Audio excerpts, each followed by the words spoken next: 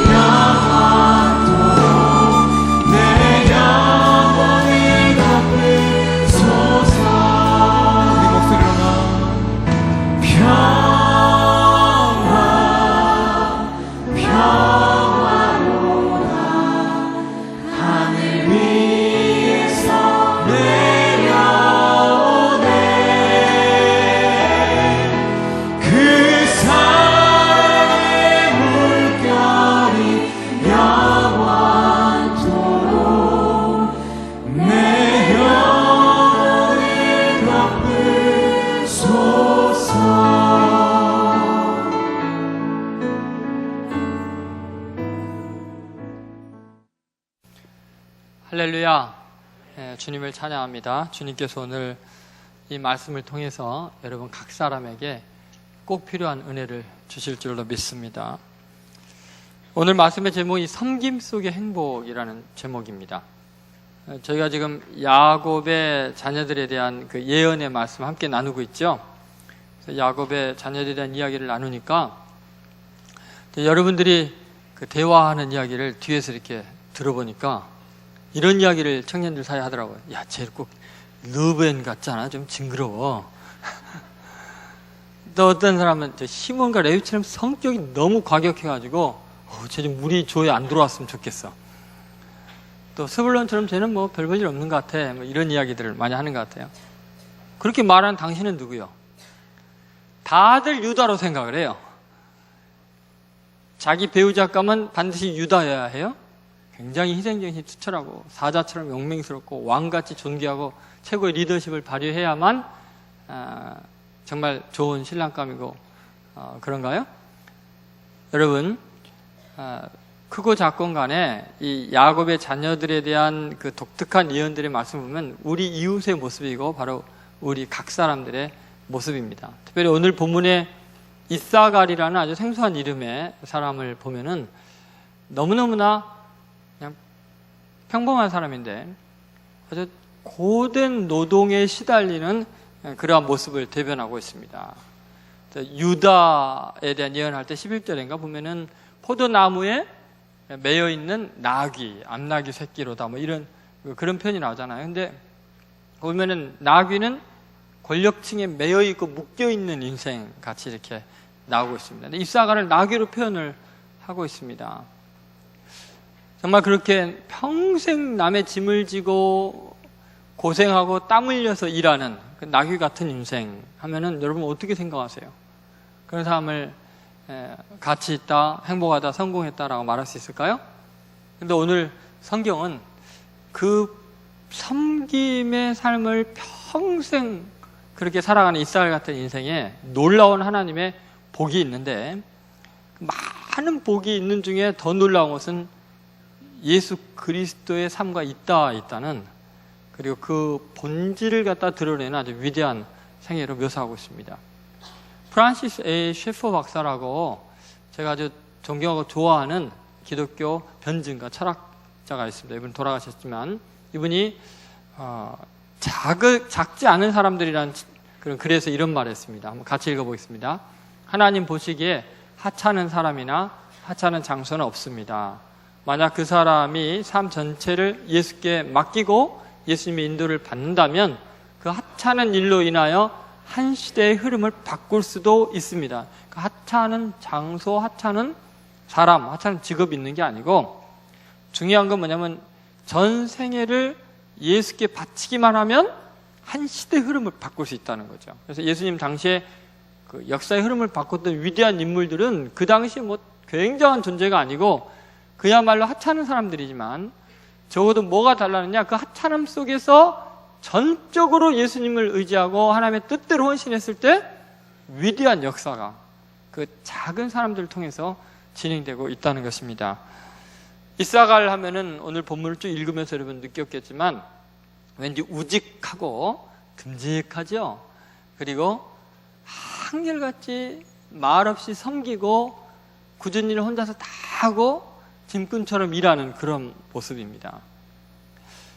그런 모습인데 더구나 압제 가운데 평생을 섬기는 사람으로 묘사가 되어 있습니다.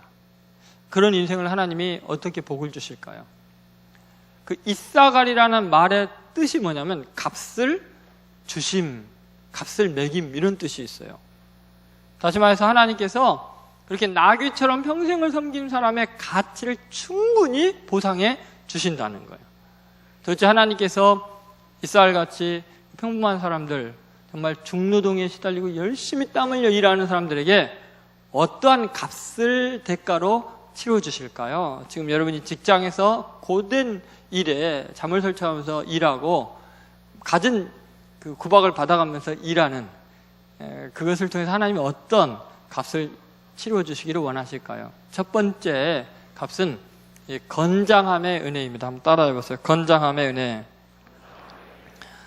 여러분, 오늘 본문 14절을 보면은 이 이사갈에 대한 그 묘사가 나귀로 나오지만 그 나귀의 앞에 수식어가 많습니다. 한번 같이 읽어보겠습니다.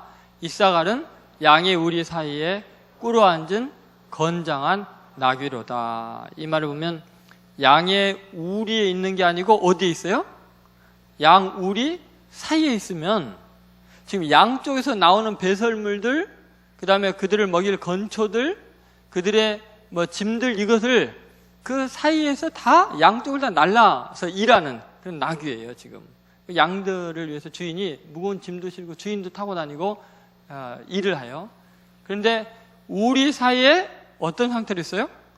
꿇어 앉은, 지금 짐을 실으려고 항상 대기 중인 그런 모습을 보여주고 있죠.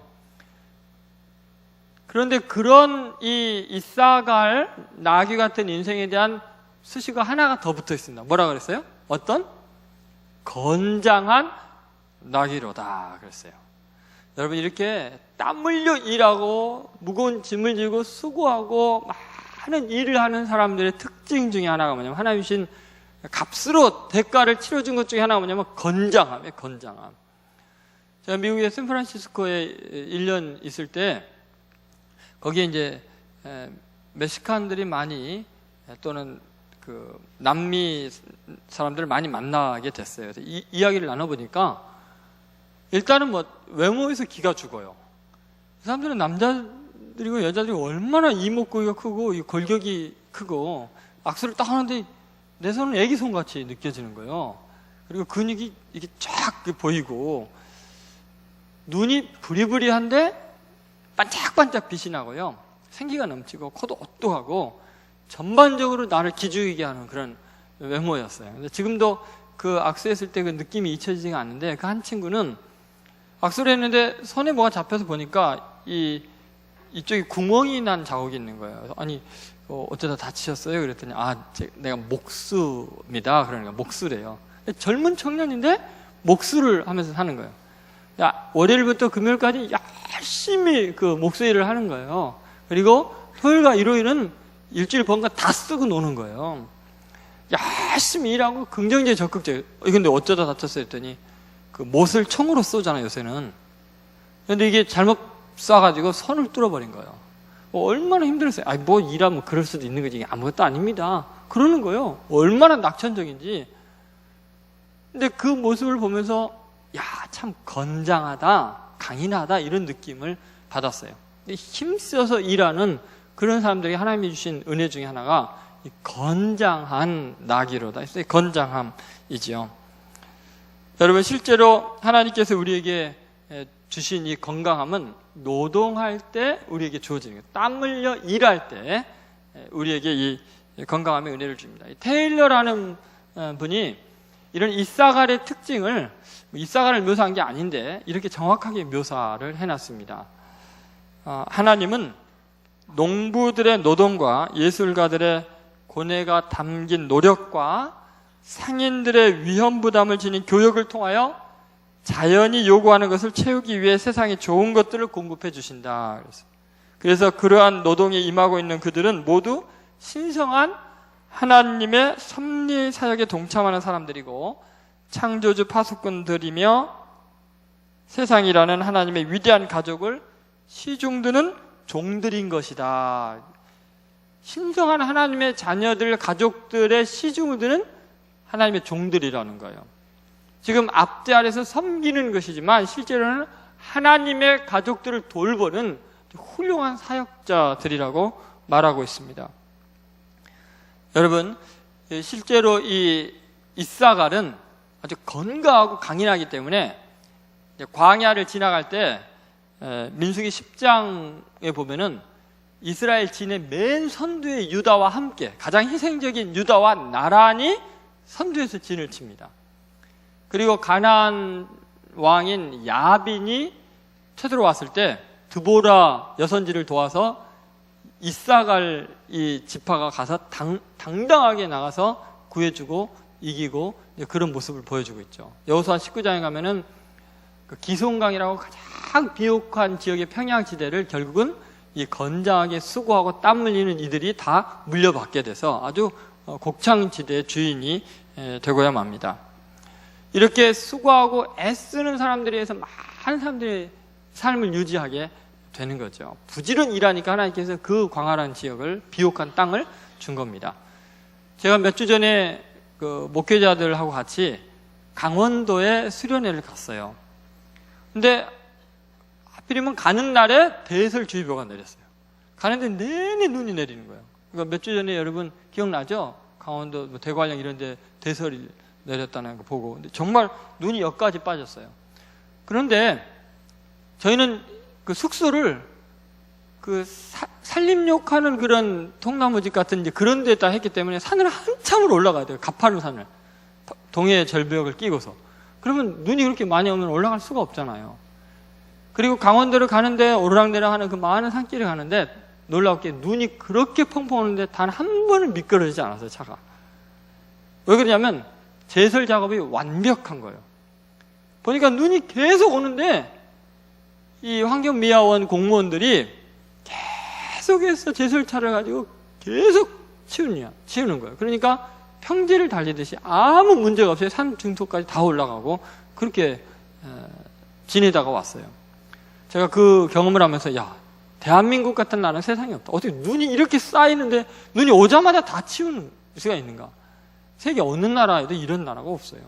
거기에는 땀 흘려서 수고하고 애쓰는 공무원들, 헌신한 사람들이 있으니까 우리가 자유롭게 움직이고 생활할 수 있는 놀라운 삶을 누리게 되는 거죠. 하나님의 자녀들이 누군가가 땀 흘려 시중 두는 하나님의 종들이 있기 때문에 이게 가능한 건데, 실제로 우리 교회 어렵고 힘들고 굳은 일들을 하는 분들 때문에 우리가 와서 점심도 먹고 또 주차도 할 수 있고 그런 거예요.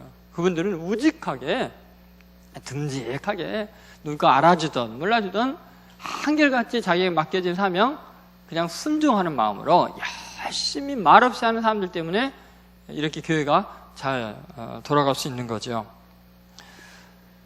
근데 우리는 이제 일반적으로 이렇게 막 땀 흘려 일하는 직업을 천시하는 경향이 있습니다. 한 번은 알버트 슈바이처 박사가 아프리카에서 사역을 하면서 이제 선수 목수 일을 다 했어요.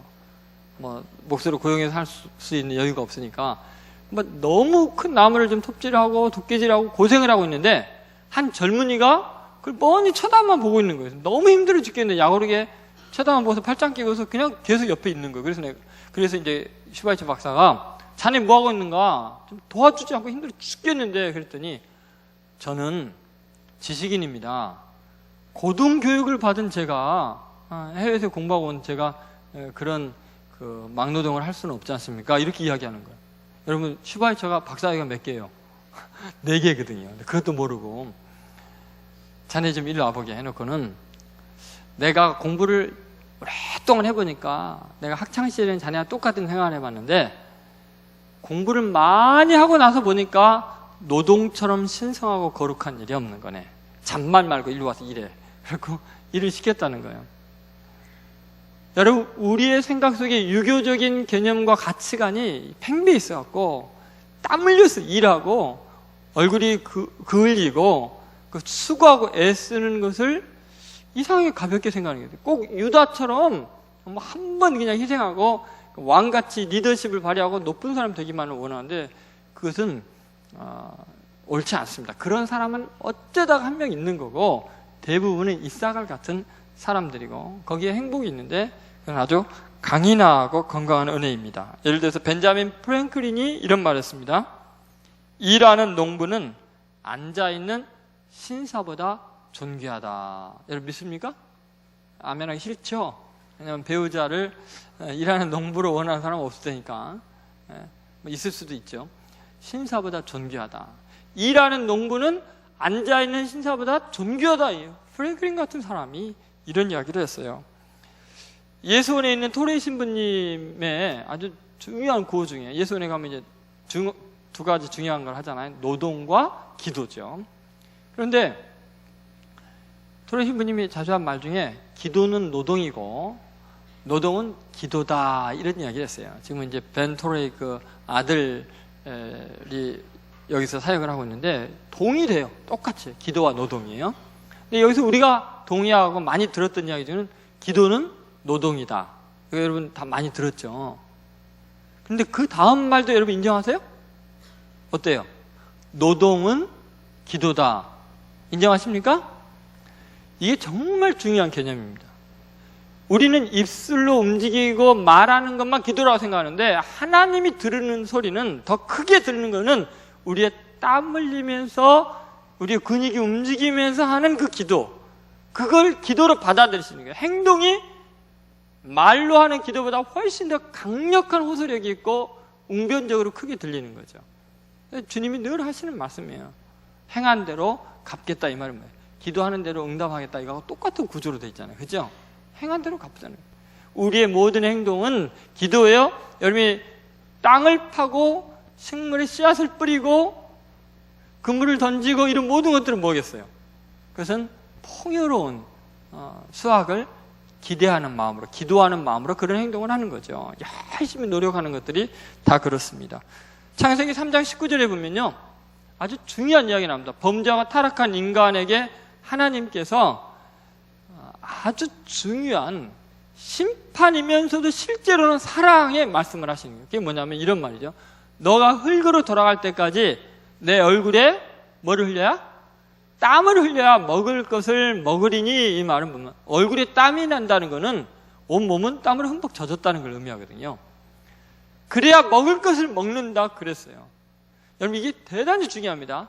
범죄한 인간에게 하나님이 심판의 메시지로 주는 벌이잖아요. 근데 이 벌 속에 이미 하나님은 사랑이 담겨 있어요. 왜냐하면 인간이 죄를 짓고 타락하고 이기적이 되면서 모든 것에 스트레스를 받아요. 스트레스 안 받을 것도 스트레스를 받고요. 그리고 많은 이 도끼가 몸에서 나와요. 이 독성이 얼마나 강한지, 예전에 제가 이야기했지만, 사람이 화를 1시간 동안 낸 그 입김을 갖다 농축을 해가지고 고동수 액체를 만들어갖고 사람한테 주입하면은 그 40명을 한꺼번에 죽일 수 있는 극약이 된다든가, 독사의 독보다 40배가 강하다든가, 제가 잊어버렸는데, 그럴 정도로 우리 속에는 독한 죄성이, 악함이 있거든요. 근데 이것이요, 땀 흘려서 수고하고 노력하면서 이게 배설이 되는 거예요.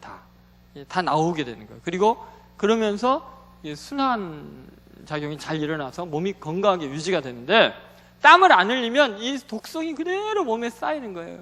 그래서 여러분이 운동을 일주일 중에 한 3, 4일을 열심히 하고 주일에 보면 얼굴이요, 뽀송뽀송해요. 근데 운동을 안 하고 매일 스트레스 받고 누구 미워하고 가만히 안 두리라 이러고 오면요, 새카매 갖고 있어요. 왜냐하면 도끼가 안 빠져서 그래요. 얼굴에 땀 안 흘리면 죽어요, 죽어. 그래야 먹는다는 거예요. 제가 설교 준비하고 늘 앉아서 책 읽고 이러다 보니까 운동을 잘 못할 때가 많이 있어요. 그러니까 맨날 배가 이게 올챙이별처럼 볼록 해갖고 소화가 안 되고 도대체 밥맛도 떨어지고 그래요. 그래서 결국은 40대가 지나면서는 운동을 즐기기 위해서 하는 게 아니에요. 살기 위해서 하는 거예요. 이거 살 수가 있어야지. 도대체 소화도 안 되지. 그래서 여러분, 제가 30대는 어른들이 등산 다니고 조깅하고 뛰어다니고 이러는 거 보면은, 야, 시간이 참 많으신가 보다. 저렇게 인생을 저렇게 즐길까 했는데, 40이 딱 지나면서, 이건 생존의 문제다. 먹는 것만큼 중요하다. 살기 위해서 운동하는 거예요. 하나님 말씀 그대로요. 얼굴에 땀이 흘려야 먹을 것을 먹는다 그런 거예요. 그렇게 중요하죠. 그런데 이 노동 운동을 하고 섬기는 사람들은요, 몸으로 움직이는 사람들은 따로 운동할 필요가 없어요. 그냥 일하는 것이 운동이고 운동이 일이에요. 그걸로 그냥 동시에 한 가지로 다 해결이 돼요. 근데 이 펜을 굴리고 그냥 앉아있고 머리 쓰고 정치인들, 학자들 이런 사람들은 두 가지 일을 다 해야 돼요. 바빠요. 그래서 자기 일은 일대로 하고 운동을 또 해야 돼요. 그러지 않으면 못 사니까. 여러분, 하나님께서 우리에게 주신 이 가장 효과적인 약이 뭐냐? 땀 흘리는 노동이에요. 일이에요. 운동이에요. 그래서 그 유명한 크리소스톰 교부가, 초대교회 교부가 이런 말을 했습니다. 같이 했습니다. 노동은 효능 좋은 약이다. 그래서 어떤 청년이 허리가 너무 심하게 아파가지고 병원으로 갔어요. 진찰을 하는데 의사 선생님이 여러 가지 처방을 해주면서 하는 말이 뭐냐면, 당신 운동 안 했지 않냐? 수영이랑 허리에 좋은 운동을 안 하려면 오지를 마라. 약 먹어도 아무 소용 없다. 운동 안 하려면 병원에 오지 말아라. 안 낫는다는 거예요. 근본적인 치유가 안 된다는 거예요. 순환이 돼야지 몸이. 그래서 운동을 한 다음에 약지로 오라. 그렇게 이야기를 하더라는 거죠. 그래서 노동은 가장 효과 좋은 약이다. 이것이 중요한 이야기죠.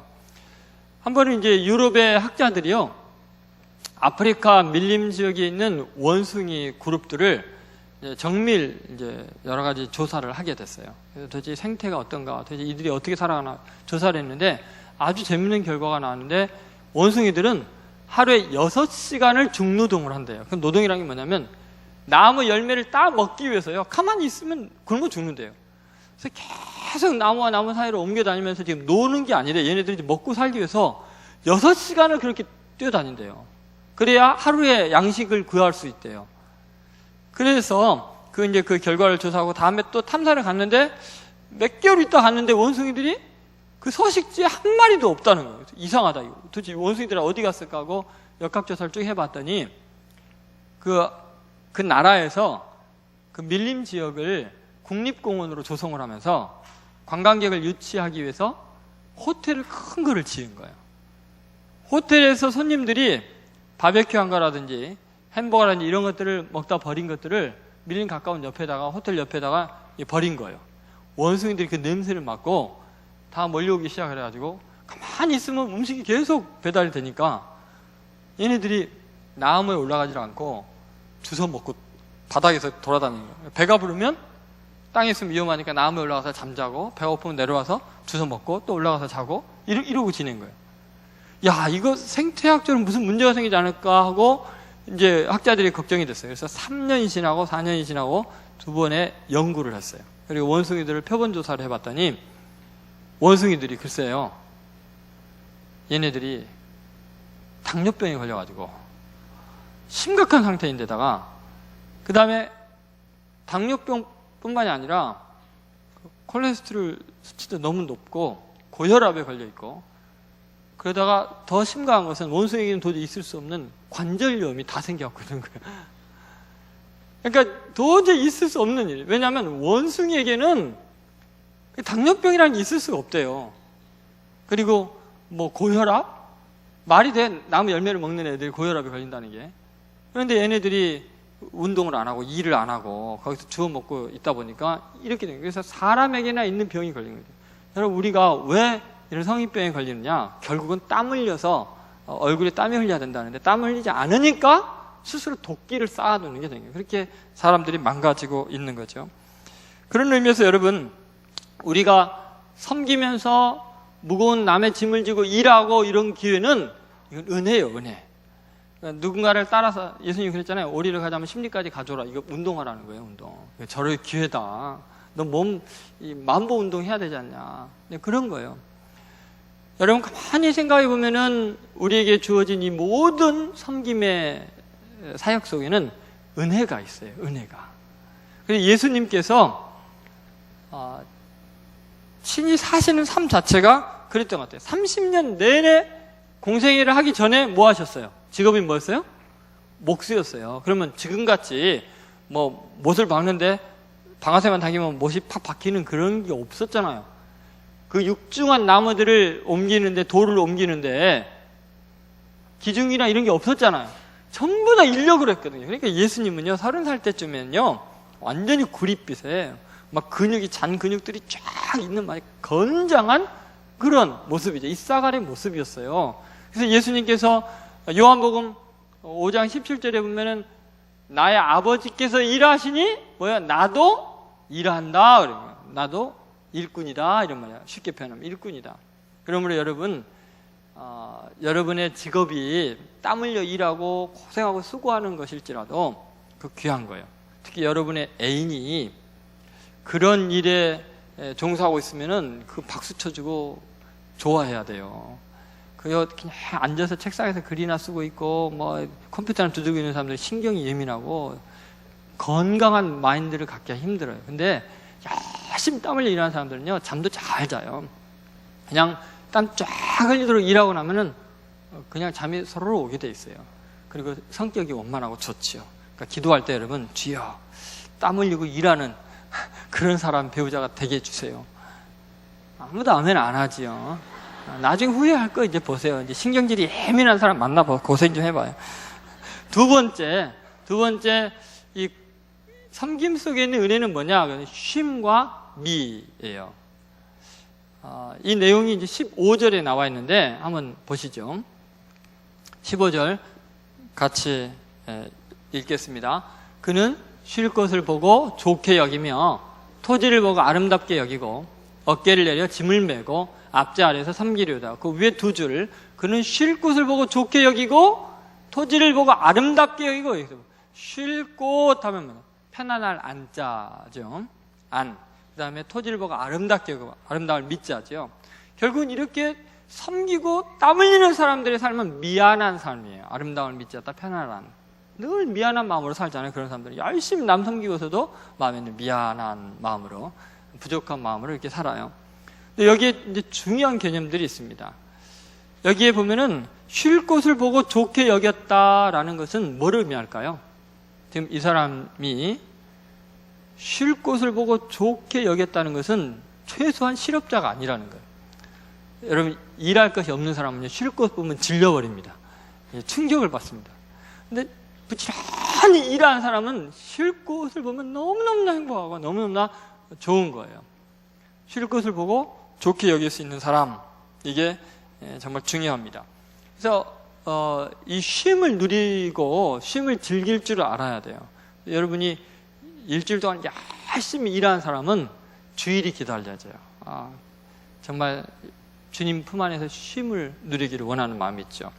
지금부터 한 60, 70년 전에 스위스에 헤글러 박사라는 분이 있었어요. 이분은 산소량에 대한 실험을 통해서 이 안식일, 주일이 얼마나 중요한가를 입증을 했는데, 이제 보통 사람들이 낮에 열심히 일할 때 산소 소비량이 굉장히 많대요. 그리고 그걸 보충하기 위해서 이제 잠을 자게 되는데, 그때 이제 산소가 보충이 되는데, 낮에 워낙 활동이 많기 때문에 또 낮이 길기 때문에 보충이 다 안 된대요. 그럼 일주일 동안 산소가 모자란 게 계속 쌓이게 되면 몸이 쇠약해지게 돼 있대요. 파괴가 된대요. 그런데 다행히 일주일에 하루를 온전히 쉬는 사람은 그 산소가 충분히 공급이 된대요. 그래서 이 일주일에 하루를 일을 안 하고 쉬는 게 대단히 중요하다는 거예요. 그것을 갖다가 학문적으로 입증을 했어요. 근데 정말 중요한 게 뭐냐면 그 쉼이에요.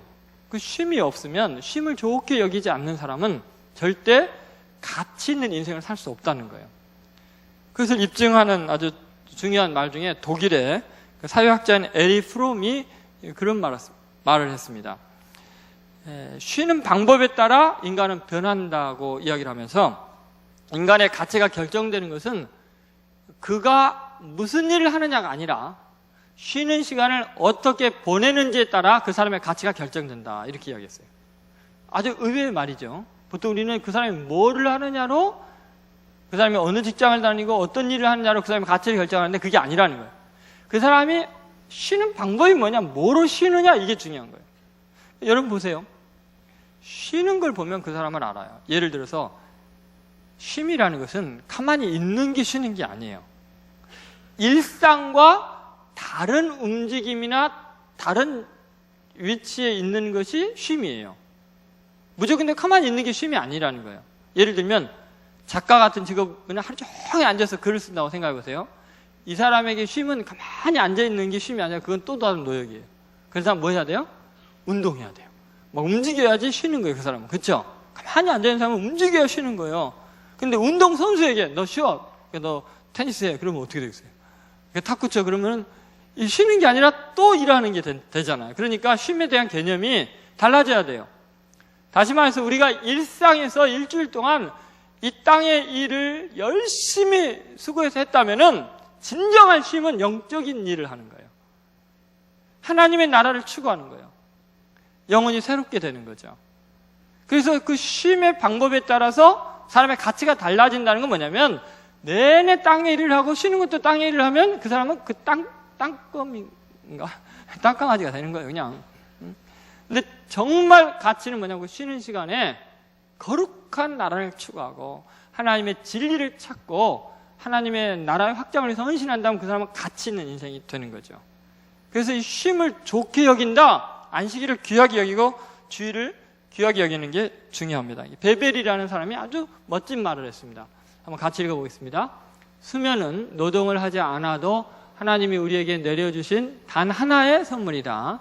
그러나 노동을 하면 그것은 다른 때보다 2배나 3배 더 감미로운 것이 된다. 저기 보면은 수면, 쉬는, 인간이 가장 쉬는 중요한 때가 수면인데, 이것이요, 노동을 한 다음에 수면을 취하면 2배, 3배로 감미로워진다는 거예요. 이 말은 무슨 말이냐면, 이 불면증에 시달리는 사람들이 아주 중요한 이야기입니다. 저도 잠이 잘 안 올 때가 있었거든요. 뭐 약을 먹고 뭐 하나 둘 셋도 세고 가나다라 마바사 하고 별짓을 다 해도 잠이 안 와요. 신경이 자꾸 예민해져요. 그런데 그 약으로 해결한 게 아니라 열심히 땀 흘리는 일을 하고 운동을 하고 근육이 많이 피곤한 상태가 되면요, 제가 놀라운 경험인데 가만히 누워만 있어도요, 온 몸의 근육이 잠을 막 불러요. 막 잠을 막 요구해요. 제 정신을 막 뺏어가요. 여러분 그런 경험 안 해봤어요? 해봤죠? 네. 정말 불면증에 시달린 사람은요, 고생 좀 해야 돼요. 땀 흘리고 일을 해야 돼요. 그러면 잠이 오게 돼 있어요. 그건 몸이 원하기 때문에 방법이 없어요. 그냥 골아 떨어질 수밖에 없는 거죠. 임마누엘 칸트가 이런 유명한 말을 했습니다. 의심할 나위 없는 순수한 환희의 하나는 노동 후의 휴식이다 그랬어요. 정말 순수한 환희, 그게 뭐냐면 노동 후의 휴식이에요. 여러분 환희를 맛보려면 땀 흘려 일해야 돼요. 그러면 쉼을 보고 뭐요? 좋게 여긴다 그랬잖아요. 이 이사갈이 바로 이런 사람이었어요. 쉼을 좋게 여기는 이유는 열심히 일했기 때문에 그런 거죠. 그래서 우리가 이제 가치 있는 이제 일에 그 쉼을 누려야 되는데 그 차원이 다른 영역으로 우리가 옮겨지면 쉼이 가능한 거죠. 예를 들어서 목사님은 그 부흥회 해외 다니시고 농어촌 다녀오고 그러면 얼마나 피곤하세요. 근데 제가 피곤해 보여요? 농어촌 좀 갔다 오고 그 전에 교육자 수련회 갔다 오고 그 전에 중국 수련회 갔다 오고 지금 계속 3주를 지금 해외를 돌아다니고 어제는 주님의 교회 청년부 부흥회 인도하고 밤새껏 애들이 안 자는 밤에 나도 한숨도 못 자고 그리고 지금 와서 또 설교 준비하고 이렇게 하거든요. 근데 피곤하지 않아요. 왜냐하면 일상을 벗어나서 다른 곳에 가거나 이러면 저는 충전이 돼요. 그리고 하나님의 일을 하게 되면 온몸이 회복이 되는 기쁨을 누리게 되죠. 구한말 이제 열강들의 그 압력 앞에서 국군이 쇠하고 재정적으로 너무 어려웠을 때요, 우리나라가 그 국내의 어려운 재정 문제를 해결하기 위해서 이민 정책을 장려하게 됩니다. 그래서 하와이의 사탕수수밭에 이제 노동 이민을 이제 보내려고 하는데 그 유교에 절여 있는 우리나라 사람들은 조상의 묘를 떠나서 어디 간다는 걸 정말 싫어해요. 그래서 제가 이제 농어촌 선교를 갈 때 이제 전라도 해안 지역의 섬들을 다닐 때 보면 보길도 같은 섬 보면 윤선도라든지 다 그 귀양온 지역들이잖아요. 근데 거기 보면은 왕이 따로 없어요. 귀양 온 게 아니라 그 섬의 왕으로 온 것 같아요. 그래갖고 그 섬 원주민들은 굉장히 미워해요. 그 조상들을. 그 윤선도라든지 뭐 이렇게 귀양 온 사람들에 대해서. 왜냐하면 중노동을 시켜갖고 뭐 화려하게 다 만들어놓고 산 거예요. 그럼에도 불구하고 귀양 가는 것이 마치 사약 받는 것처럼 큰 중형이에요. 왜 그러냐? 지금 내 조상이 묻혀있는 이 땅을 떠나서 고향을 떠난다는 게 힘들기 때문에 그래요. 지금 같으면 나 좀 귀양 좀 보내줬으면 좋겠어, 우리 교회에서. 그럼 얼마나 자유롭게 많은 책을 쓰고 공부하고 즐겁게 지낼까 이런 생각이 드는데, 근데 그럴 때니까 그런 시대에 이민을 간다는 게 누가 가겠어요? 그런데 거기에서 가장 자유로운 부류가 크리스찬들이었어요. 예수 믿는 사람들. 그래서 나라에서 교회들의 요청을 합니다. 그 하와이로 이민 갈 사람들 좀 모집해 달라니까 선교사로 가는 마음으로 각 교회에서 사람들이 모여들기 시작하는 거예요. 그래서 인천의 내립교회에서 첫 사람들이 차출되고 가는데 목사님이 추천서를 써주고 전도사님도 같이 가는 거예요. 선교하는 마음으로. 그리고 교인들이 많이 이제 가게 되죠. 그 하와이 도착해서 그 장시간에 중노동에 시달리는데 엄청난 고생을 하는데 주일에 교회를 못 가게 하는 거예요. 노동력을 착취하려고 그 주인들이. 근데 이 사람들 생각에는 외국까지 와서 이 고생을 하고 학대를 받는데 우리의 영혼까지 잃으면 안 된다. 우리는 하나님을 예배하는 건 포기할 수 없다 하고서 끝까지 예배를 드리겠다고 하니까 주인들이 공포하게 만약에 교회를 가면은 매를 때리겠다고 했어요. 매를 맞고 매 맞을 사람들은 교회 가라 그랬어요. 주일이 이제 돌아왔는데 교민들이요 다 주인에게 찾아가서 등을 내밀고 때리십시오. 나는 매를 맞을지라도 주의를 범할 수 없습니다. 하나님을 예배하는 거 멈추면 인생의 존재의 가치가 없습니다. 그런 단호한 태도와 깊은 신앙을 보고 믿지 않는 이 주인들이, 농장 주인들이 충격을 받아요. 그리고는 주의를 허용할 뿐만 아니라 자기네들이 감동해서 그런 하나님 나도 믿고 싶다고 예수님을 영접하게 되고, 그리고 교회를 그 주인들이 힘을 모아서 지어줘요, 친히. 그뿐만 아니라 일제 잔혹한 박해 때문에 국내에 있는 모든 독립 자금들이 상해 임시정부로 가는 것이 차단이 되게 됩니다. 엄청난 독립투사들이 체포당하는 이제 참혹한 일들이 백오인 사건을 비롯해 계속 일어나요. 그랬을 때 독립 자금이 국내에서는 완전히 차단돼서 임시정부가 옮겨가고 더 이상 역할을 못하게 될 위기 상황에서 하와이의 그 교민들, 크리스천들이 모여서 11조를 온전히 하나님께 드릴 뿐만 아니라 이들이 조국의 독립운동을 위해서 모금 활동을 하게 돼요. 이분들이 다 상해 임시정부라 그 초기 독립 자금들을 다 대게 된 거죠. 결국은 하나님 앞에 충성을 다하고 절개를 지킨 사람들이 나라와 민족을 위한 위대한 일을 할 수 있었던 거죠. 땀 흘려 일하면서도 그 쉼의 아름다움, 하나님 앞에서 영적인 쉼을 원하는 그 사람들, 쉼을 좋게 여기는 그 사람들, 가치 있는 인생을 통해서 그 어두운 시대에 참혹한 때에 희망의 빛이 이 민족 가운데 비치기 시작한 것입니다. 그러므로 여러분, 쉴 곳을 보고 아름답게 여기는 것, 이것처럼 귀한 것이 바로 이 섬기는 삶에 가능한 거죠. 근데 이 쉼이라는 게 이제 놀라운 은혜로 인도하는데, 그게 뭐냐면 오늘 본문 그 15절에 그렇게 나오잖아요. 쉴 것을 보고 좋게 여기며, 그 다음 뭐라 그래요? 토지를 보고 어떻게 여긴다고요? 아름답게 여기고. 복부인들이 좋아하는 성경 구절 중에 하나인데, 토지를 보고 아름답게 여기고. 왜 이런 생각을 할까? 이게 지금 토지를 보고 이 지금 재산 분릴 생각을 하는 거죠. 토지를 보고 탐욕이 생기는 거죠. 이거 아름다움으로 보는 게 아니라 탐욕의 도구로 보고 있는 거죠. 그러다가 이제 총리가 돼도 떨어지게 되고 이제 뭐 그런 복잡한 그 아픈 일들이 우리 민족 가운데 너무나 많이 일어나게 되죠. 여러분 생각해 보세요. 토지를 보고 좋게 아름답게 여긴다는 게 뭘까요?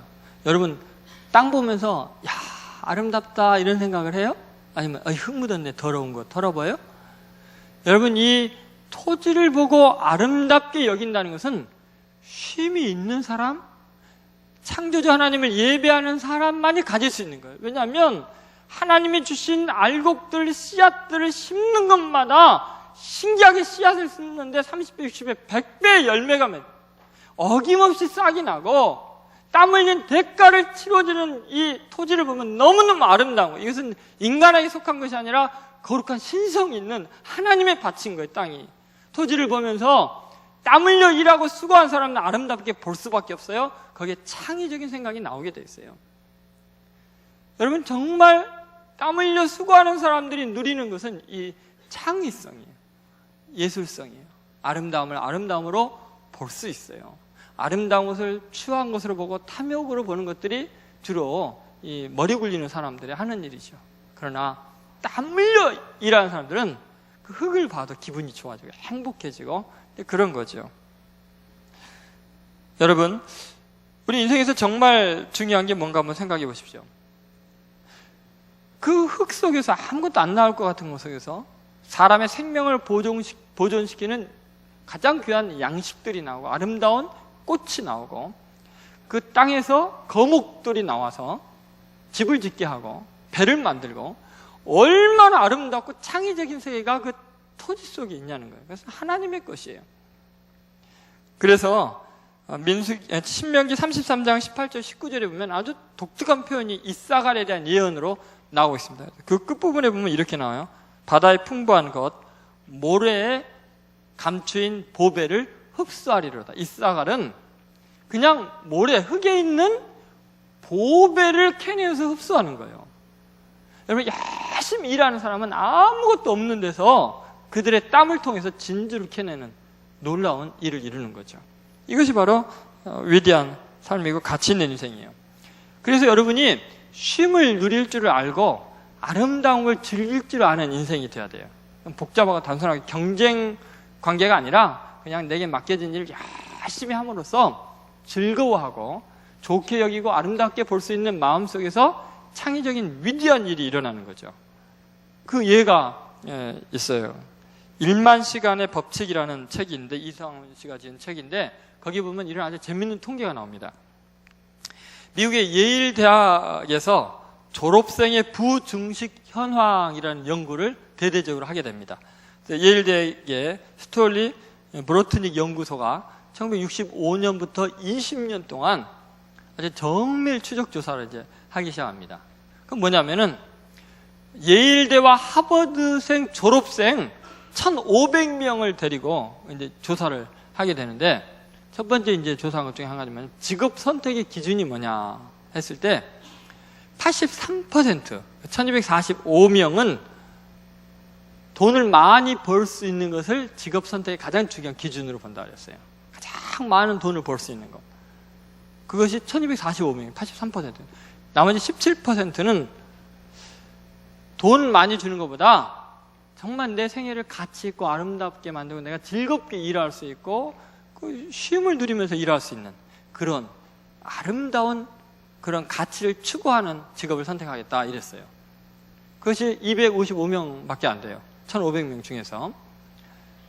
그리고 20년이 지났어요. 그리고 조사를 했는데 아주 놀라운 결과가 나왔습니다. 그 1,500명 중에서 20년 후에 백만장자가 된 사람이 101명이었어요. 101명. 1,500명 중에 백만장자가 오른 사람이. 근데 그 101명을 다시 정밀 조사해가지고 이 사람들이 직업을 선택한 기준이 뭐였는가, 도대체 어떤 기준으로 직업을 선택하면 이 백만장자가 됐는가를 조사했어요. 그랬을 때 그 83%에 해당됐던 그런 사람들이 어떻게 나오나 보세요. 여러분 생각에는 돈을 많이 벌기 위해서 직업을 선택한 사람이 이 101명 중에 몇 명이나 있을 것 같아요? 한번 생각해 보세요. 몇 명? 한 명. 딱 한 명이었어요.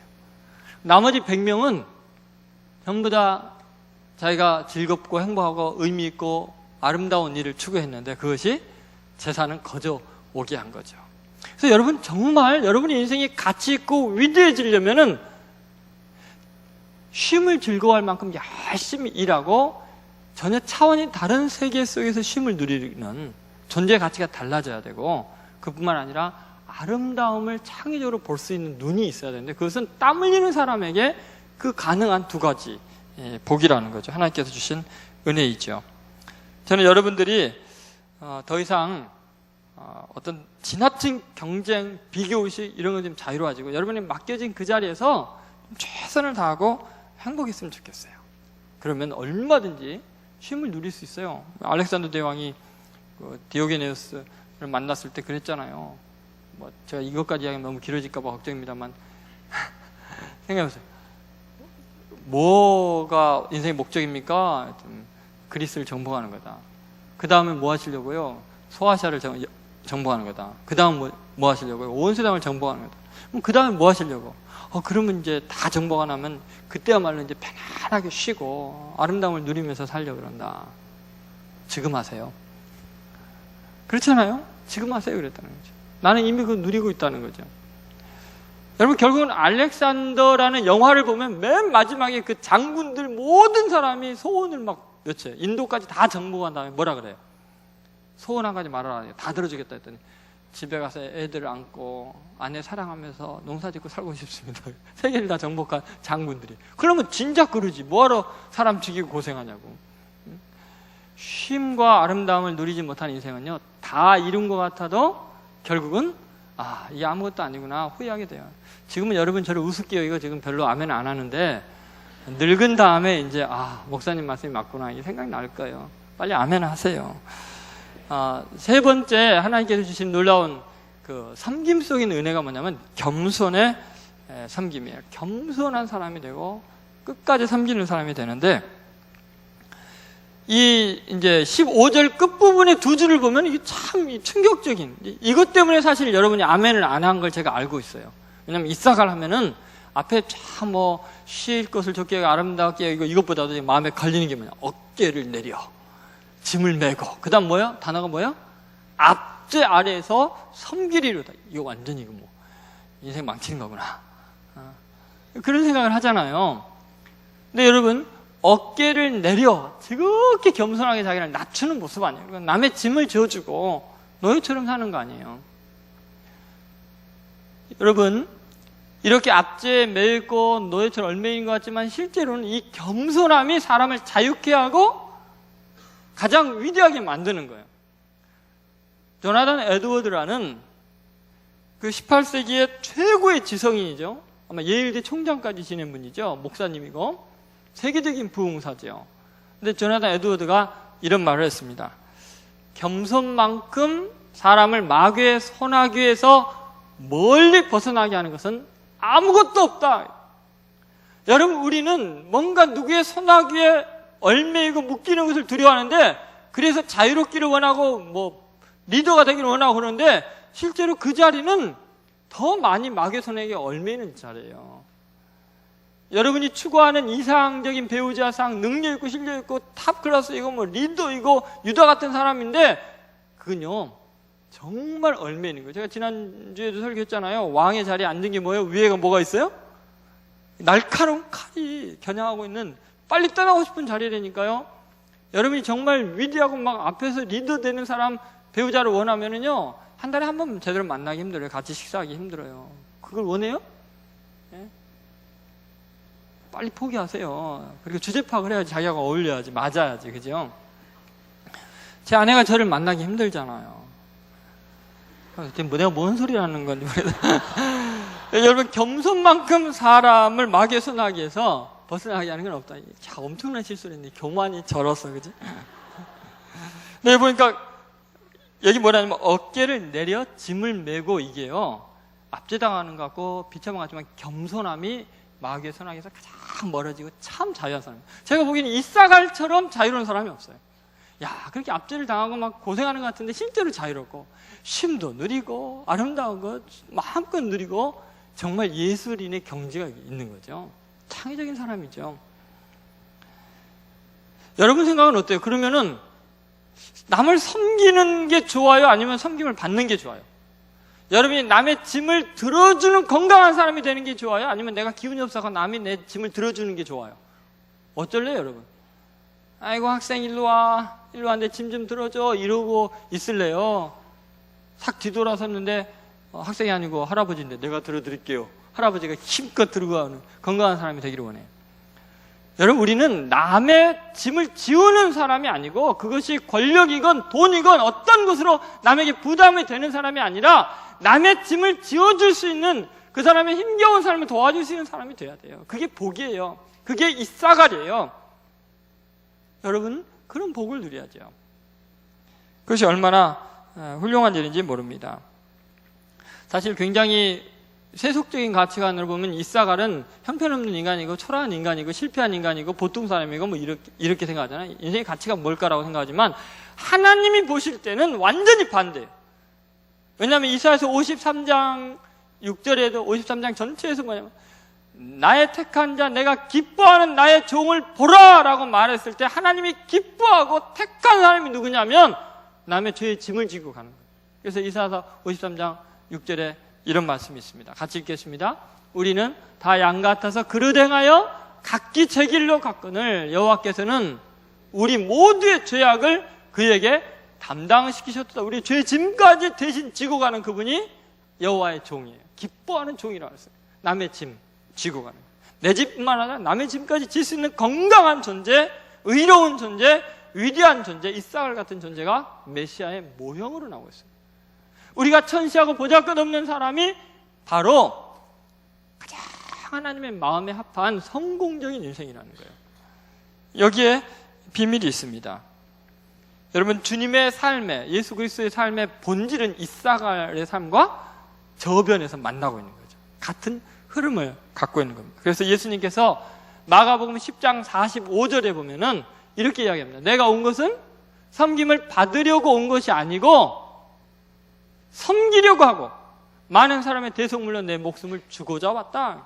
예수님이 이 땅에 오신 목적이 뭐예요? 뭐 하려고 왔어요?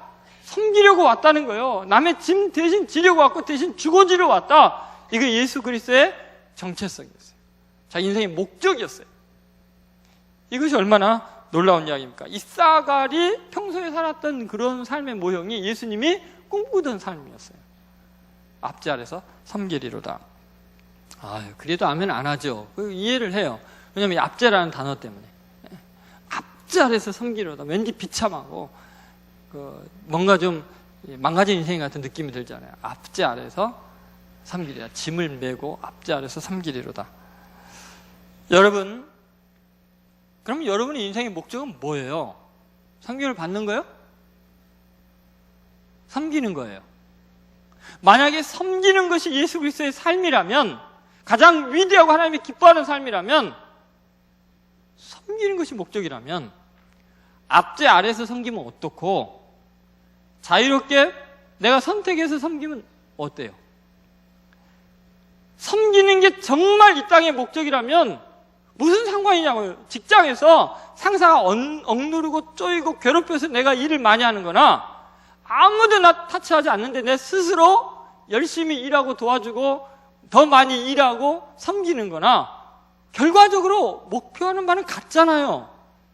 오히려 나를 압제하는데 더 섬기고 더 사랑하면 그 사람 감동이라도 할 거 아니에요. 제가요, 여러분의 마음 이해해요. 왜냐, 아멘 끝까지 안 하려고 애쓰는 마음 이해하는 게 뭐냐면, 제가 이제 목회자를 워낙 바쁘니까 집안일을 할 시간이 없고 아내가 집안일을 다 해줘요. 정말 고생 많이 해요. 뭐 어쩌다 저도 양심이 있으니까 미안하잖아요. 찔리잖아요. 그래서 팔이 아프고 힘이 들고 다리는 안 떨어지는데 일어나서 내가 설거지는 해줘야겠다. 웬일로 1년에 한 번 정도는 이제 설거지하러 가요. 걸어가는데 아내가 그걸 딱 보는 순간 뭐라냐면, 여보 설거지 좀 해. 푹석 주저앉아요. 지금 설거지하러 가고 있는데 설거지 하라 그러면요, 얼마나 자존심 상한지 몰라요.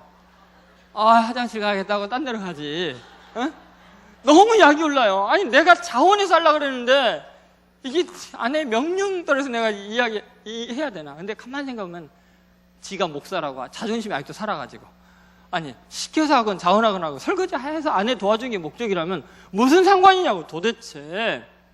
여러분이 직장에서 정말 섬기려고 간다면 못된 상사 만나서 고생하나 스스로 자원해서 고생하나 뭐가 다르냐고요.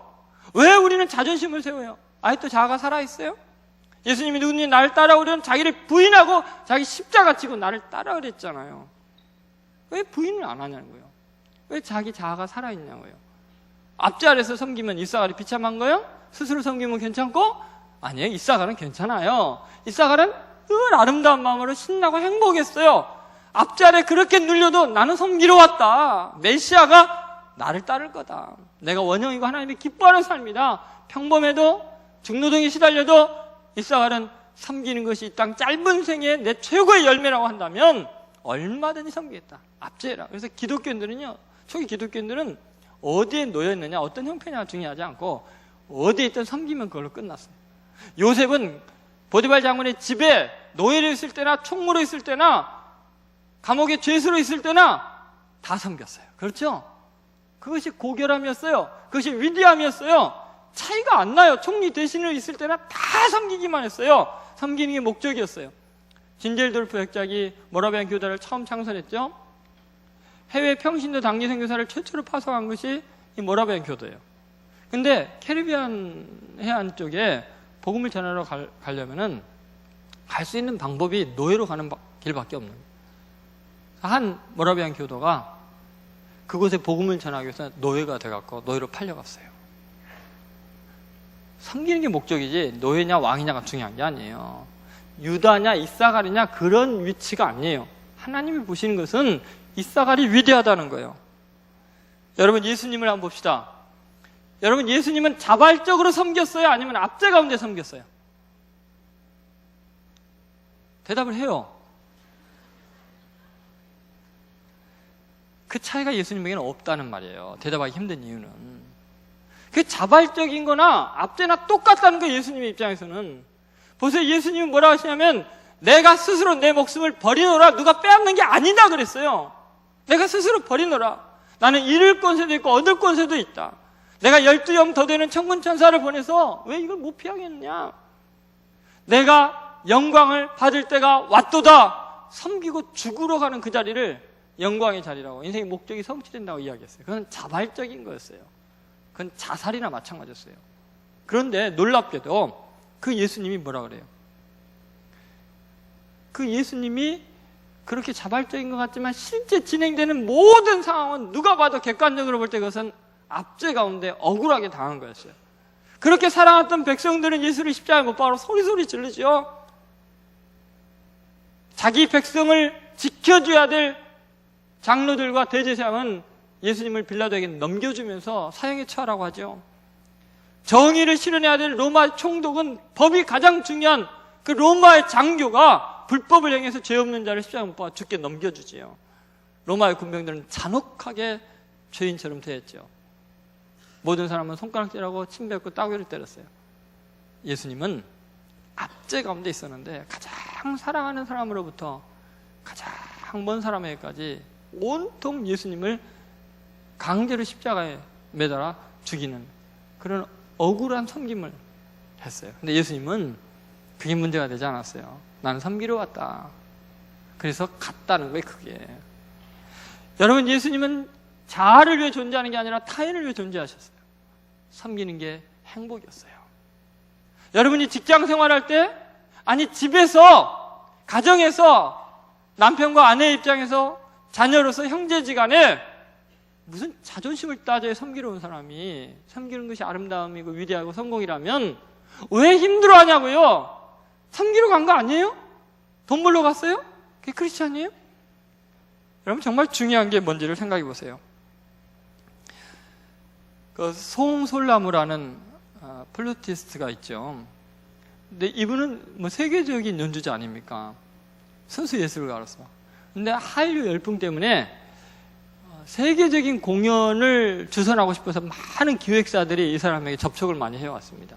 근데 하루는 일본 유학파인 사장님, 그리고 거기 있는 직원, 같이 온 직원은 캐나다 유학파인 아주 다재다능한 엔터테이너였어요. 이 사람들이 와서 한류를 좀 세계적으로 더 보급하도록 당신과 계약을 맺고 싶다 그랬어요. 원하는 게 뭐냐, 여러 가지 이야기했는데 원하는 게 뭐냐고 물어보니까 송솔나무가 뭐라 그랬냐면 3억 원에 3년 계약을 해주겠다. 그리고 기아 대책을 위한 연주는 마음껏 하고 싶다. 이런 이야기를 했어요. 너무너무 실제 그 예술계에서는 그 몸값은 너무나 싼 거예요. 그 정도로만 제안을 했어요. 근데 성령님께서 송솔나무에게 마음에 굉장한 부담을 주고 계속 음성을 들려주시는 거예요. 너 다른 제안을 해라. 다른 제안을 해라. 근데 도저히 그것은 있을 수 없는 제안을 하나님이 요구하는 거예요. 결국 송솔나무가 그 하나님의 음성을 거역하지 못하고 그대로 실행하게 됩니다. 그 내용이 뭐였냐면, 죄송합니다만 사장님 크리스찬이신가요? 라고 물어보고, 아니 갑자기 개혁하다가 무슨 종교 이야기가 나와요? 크리스찬이신가요? 물어봤어요. 그러니까 옆에 앉은 직원을 가리키면서 저 친구는 신실한 크리스찬인데 나는 불교 신자이고, 그러면서 이렇게 손을 보여주니까 얼마나 불교 신자, 철저한 신자인지 사장이 목주라 그러나 이걸 감고 있는 거예요. 그럴 때 송솔나무가 뭐라 그러냐면, 만약 사장님과 가족들이 교회를 나가고 성경 공부를 하신다면 제가 사장님이 원하는 모든 조건에 다 사인을 하겠습니다. 3억 안 받겠습니다. 이렇게 이야기하니까 그 말을 듣는 순간 그 옆에 있던 청년이 갑자기 충격을 받고, 사장님도 충격을 받았지만 밖으로 뛰쳐나갔어요. 한참을 있다가 들어왔는데 온 얼굴에 눈물이 범벅이 돼갖고 빨개져갖고 들어온 거예요. 그러면서 간증을 하는데, 자기가 20대 때까지 교회 생활 너무 열심히 했는데 교회 시험에 들지 있어갖고 교회를 여기저기 옮겨 다니다가 연예계에 발을 들이면서 교회를 완전히 끊고 하나님을 잊고 살았다는 거예요. 그러다 최근에 다시 하나님 은혜 없이 못 살겠다고 하나님 제대로 믿겠습니다 한 게 얼마 안 됐는데 이 이야기를 들으면서 충격을 받은 거예요. 어떻게 그 유명한 세계적인 아티스트가 어떻게 노예 계약이랑 마찬가지 아니에요. 그 사장이 원하는 대로 다 그냥 사인해 주겠다. 다만 당신이 교회만 나와준다면, 성역 공부를 한다면. 있을 수 없는 이야기다. 너무나 신앙에 충격을 받는 거예요. 하나님의 거룩한 개입을 느꼈던 거예요. 그 이야기를 듣고 사장이요 한참을 말을 잇다가 이런 이야기를 합니다. 당신 그렇게 무조건 사인해 준다고 하는데 그러다가 우리의 기획력이 떨어지거나 잘못해서 당신 고생만 하고 아무 소득도 없고 망하면 어쩌려고 그러냐. 그랬더니 송술나무가 이런 말을 합니다. 하나님께서 그 모든 것은 책임질 것입니다. 전혀 걱정하지 마십시오. 살아계신 하나님께서 부담하시고 책임지실 것이니까 사장님은 아무 걱정 안 하셔도 됩니다. 그랬더니 말문이 막혀서 아무 말도 못하고 있는데, 그리고 설사 실패한다 해도 사장님과 가족을 전도했기 때문에 3억 원보다 훨씬 큰 열매를 저는 이미 받은 것입니다. 그런 이야기를 해요. 도대체 이런 충격적인 연속적인 발언 앞에서 이제 이 사장님의 영혼이 뒤흔들리고 있는 거죠. 도대체 예수 믿는 게 뭐길래 저 세계적인 예술가가, 음악가가 이럴 수가 있나. 자기를 노예처럼 내놓고는 이렇게까지 할 수 있는가. 하나님께서 그 이상으로 사장님을 사랑하시고 계속해서 사랑의 프로포즈를 하고 계십니다. 사장님, 하나님이 사랑하십니다. 결국은 눈물을 흘리게 만들고야 마는 거예요. 여러분, 정말 누군가를 섬기려고 왔다면 내가 노예 계약을 하면 어때요? 구원할 수 있다면 내 모든 기득권 내려놓으면 어때요? 제가 이번에 경상도 창원에 복음을 전하러 갔을 때요, 이번에는 이상하게 겨울에 가서 그러는지 신청한 사람이 너무 적었어요. 그래갖고 제가 안 가려는 사람들 몇 사람 지목해가지고 집사님 가세요, 권사님 가세요, 부목사님들 다 가세요, 교육전사들 다 오세요. 그랬어요. 이건 복음을 증거하는 일인데, 그랬더니 무슨 도살장에 끌려가는 소처럼 끌려오면서 입은 오리잎같이 튀어나와가지고, 근데 첫날부터서 날씨가 너무너무 좋았지만 이 경상도 지역을 우리가 일부러 가거든요. 복음화율이 30%도 안 돼요. 너무너무 낮아요. 믿는 사람이 거의 없는 지경으로 주로 가거든요. 딱 들어가자마자 벌써 신천지나 이런 이단들에서 온 줄 알기도 하고, 기독교인들이 싫은 거예요. 막 거절하고 혼을 내고 그러는데도 이분들이 계속 찾아가는 거예요. 굉장히 귀한 선물들을 아낌없이 주고 베풀어 줍니다. 근데 한 번은 한 4명 되는 선교대원들이 식사 시간 지나도 안 오는 거예요. 그래서 찾아서 가서 왜 안 오는가 하고 알아봤더니 그 마을에서 제일 박해가 심하고 거절했던 할머니가 마늘 장사를 하는데, 그 마늘을 까주겠다 그러면서 우리 전도하려고 온 거 아니라고, 그냥 할머니 그냥 외로우실까봐 도와드리러 왔다 그러면서 하루 종일 마늘을 눈물을 질질 흘리면서 까고 있었던 거예요. 그러니까 이 할머니가 너무 놀래가지고 자기 자식들이 와도 마늘 안 까주는데 서울에서 온 사람들이 까주니까 너무 미안해가지고 전도 집회 잔치에 온 거예요, 이분들이. 예수님은 구주를 응접하고 거듭나고. 그렇게 많은 할머니들, 할아버지를 만났는데 그 교회가 20명이 앉을 수 있는, 20명이 교인인 작은 교회였고 80년 역사인데, 그 사람들 외에는 교회에 아무도 안 오는 거예요. 발을 안 대고. 전도 자체가 불가능한 지역이에요. 유교 사원들이 그 마을에 보니까 저희 교회가 있는 마을에만 2개가 있었으니까. 그리고 절들이 계속 뺑돌러 있었고. 그런데 마지막 날 전도 이제 다 한 5번 이상을 찾아가니까 이분들이 이제 너무 감동을 해가지고 마을 잔치 때 몇 명이 왔냐면 270명이 왔어요. 그 교회는 가장 많이 들어가 봤자 150명 들어가는, 150명이 뭐야 사실은 한 70, 80명 들어가면 다 들어가는 작은 교회였는데 270명이 오는 바람에 그 교회로 뭐 바닥까지 다 그냥 무릎도 뭐 다 닳도록 앉아도 다 못 앉아가지고 40명 정도는 그냥 돌아갔어요. 근데 그 굳어진 마음들이요, 복음을 전했더니 절반이 예수님을 영접하는 거예요. 절반이 예수님 영접했어요. 기적이 일어났고요. 그 교회 사모님과 집사님들이 너무 충격을 받아가지고 너무 기뻐갖고 희망이 생겨가지고 이런 기적을 어떻게 볼 수 있냐, 우리 교회에 생긴 일이 어떻게 이런 일이 있으냐, 우리도 할 수 있다는 희망을 갖게 되고 말없이 행복했어요. 더 놀라운 사실은 그렇게 박해했던 할머니 할아버지들이요, 마지막 말잔치 끝난 다음에 헤어지지를 않으려고 그러는 거예요. 어떤 교인들은요 빨리 마산에서 왔는데, 목사님 그 전날에 이제 목사님 이제 못 뵙겠네요, 선교대원들 안녕하고 갔는데 너무 멀어서 못 올 사람인데 새벽 기도에 출발한 아침에 3시간 붙어서 와서 기다리고 다시 왔어요. 도저히 보고 싶어서 안 되겠다고. 할머니 할아버지들이 울면서 손을 붙잡고서 헤어지기 싫어서 다음에 또 오면 안 되냐고, 안 믿는 사람들이. 그곳에 가기 위해서 훈련을 3달을 받고 그곳에 가서 정말 낯선 할머니 할아버지를 만나가면서 시체처럼 누워서 아무 미동도 하지 않는 할머니 할아버지를 끌어안고 귀에다 대고 소리소리 지르면서 예수 믿어야 된다고, 그때 기적같이 감사합니다 아멘 하면서 영접하고, 이런 기적의 역사들을 경험했어요. 육체의 피곤함이 문제가 아니었어요. 나중에 억지로 간 사람이, 입이 이렇게 들어간 사람들이 다 들어가갖고 뭐라 하냐면 이런 말 하는 거예요. 목사님, 우리만 경험하기 너무 아까워요. 이게 인생이고 이게 보람이고 이게 행복이고 이게 기적인데 전 교인이 돌아가면서 갔으면 좋겠어요. 아니, 전 교인이요 딱 날 정해서 뭐 창원으로 마산으로 거제도로 다 해갖고 동시에 다 부목사님 한 번씩 해갖고 다 갔으면 좋겠어요.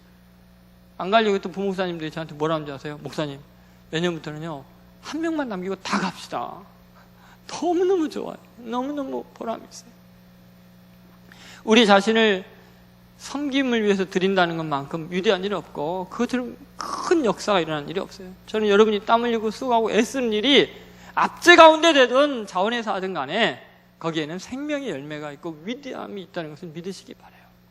이 시대는 순수하고 깨끗하게 이 섬김의 기쁨, 땀 흘리고 노동하는 보람, 가치관을 잃어버리고 있고 전부 다 리더가 되려고, 탑이 되려고, 그게 성공이라고 하는데 어디 성경에 그것이 위대하고 그것이 유일한 성공이고 그것이 복이라고 어디가 나와 있어요?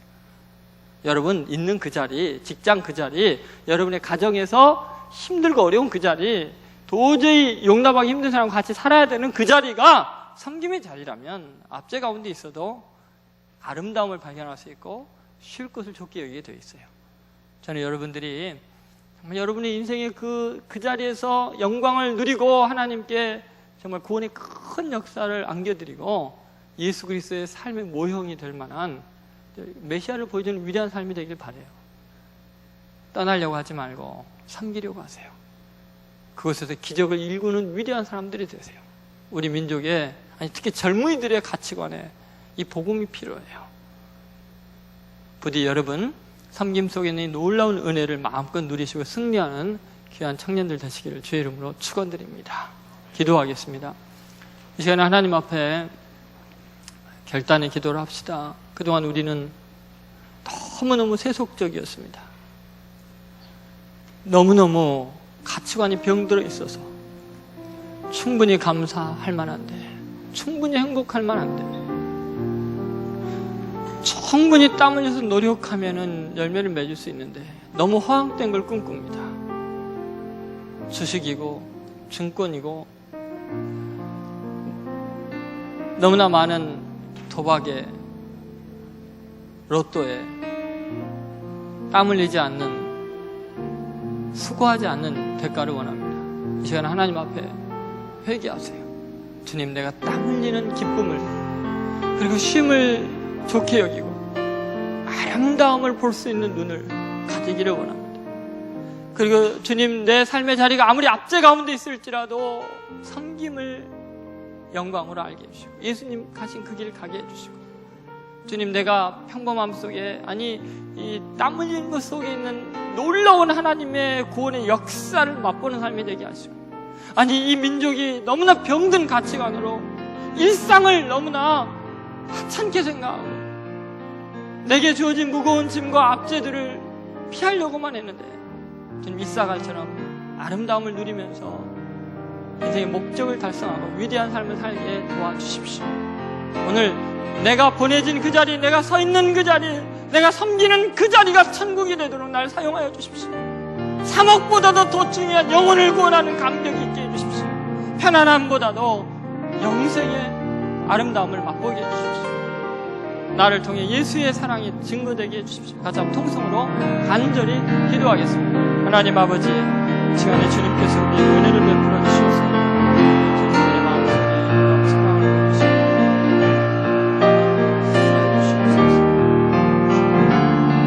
다시는 낙심하지 않고 허황된 꿈을 꾸지 아니하고 주님이 내게 주신 그 자리에서 감사하고 최선을 다하게 하여 주시고 몸의 능력을 맛보게 해주시기 원합니다. 하나님 도와주십시오. 하나님 우리 아들을 이끌어주십시오. 하나님 우리 젊은이들의 마음의 상처를 치유하여 주시고 세속적인 가치관과 잘못되고 병든 생각들을 도려내게 하여 주시고 땀 흘리고 수고하고 애쓰므로 우리 속에는 독소가 적어되게 하여 주시고 하나님 나라의 복음을 위하여 헌신하고 숨기는 기쁨에 충만하게 되기를 원합니다. 하나님 도와주시고 역사할 줄 믿습니다. 전능하신 주님을 의지하고 박치고 주님의 영광 받아주시옵소서. 우리를 지배하고 다스려 주시옵소서. 주님 우리를 도와주십시오. 주님 이 시대의 가치관을 바꿔주시고 병든 마음을 고쳐주옵소서. 믿습니다. 감사드리며 이 모든 말씀을 예수님의 이름으로 기도드립니다. 아멘.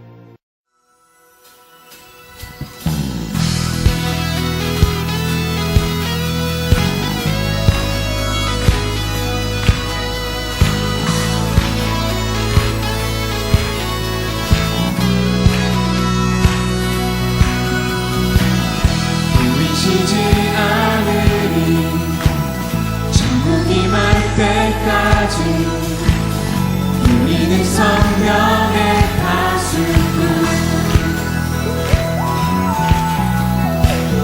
주가 주신 마음으로 무릎 꿇고 엎드려 하늘에 주께 기도하리. 주의 능력 곧 나타내소서. 흐르는 눈물에 기도리소서.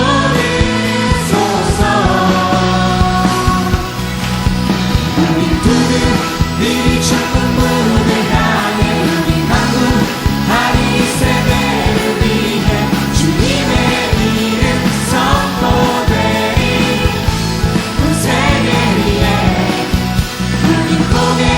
되리 주님의 얼굴을 기다 이리 주님 오실 그날 주님의 말씀 이루어지리. 온 세계 위에 온 세계 위에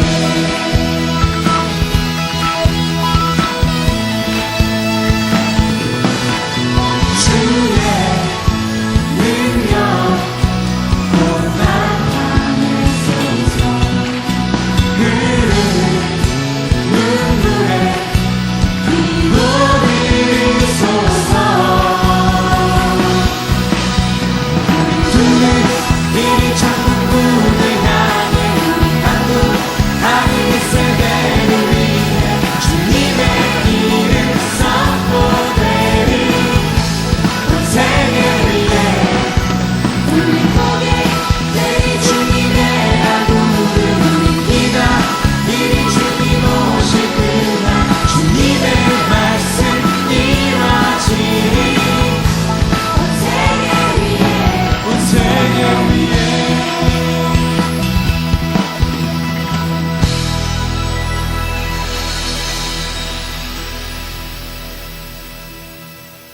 우리를 섬기시려고 종의 형체를 가지시고 십자가에서 대신 죽으신 예수 그리스도의 은혜와 우리에게 참된 안식을 주시려고 독생자를 대신 죗값으로 내어주신 하나님 아버지의 극진하신 사랑과 우리에게 겸손한 섬김을 이루시려고 우리 가운데 감동 감화하시는 성령의 강권적인 역사가 일상 속에 있는 섬김을 최고의 영광으로 알고 하나님의 일꾼으로 위대한 생애를 살기노라 결단하는 하나님의 아들, 딸들 머리 위에 저들의 사업과 가정과 교회와 이민족 위에 지금으로부터 영원히 함께 하시기를 간절히 축원하옵나이다.